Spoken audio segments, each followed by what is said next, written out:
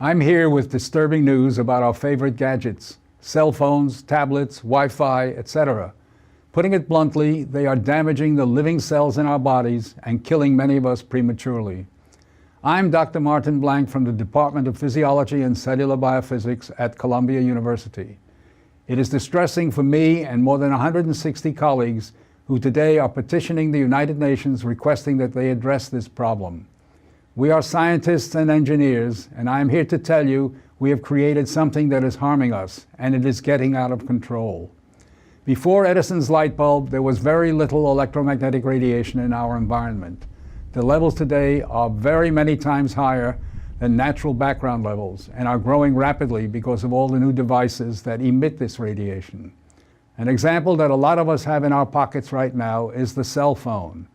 One study shows that as cell phone usage has spread widely, the incidence of fatal brain cancer in younger people has more than tripled. We are putting cellular antennas on residential buildings and on top of hospitals where people are trying to get well. Wireless utility meters and cell towers are blanketing our neighborhoods with radiation. It's particularly frightening that radiation from our telecommunication and power line technology is damaging the DNA in our cells. It is clear to many biologists that this can account for the rising cancer rates. Future generations, our children, are at risk. These biologists and scientists are not being heard on the committees that set safety standards. The biological facts are being ignored, and as a result, the safety limits are much too high. They are not protective. More protection will probably result from full disclosure of possible conflicts of interest between regulators and industry. Rising exposure to electromagnetic radiation is a global problem. The World Health Organization and international standard-setting bodies are not acting to protect the public's health and well-being. International exposure guidelines for electromagnetic fields must be strengthened to reflect the reality of their impact on our bodies and, in particular, on our DNA.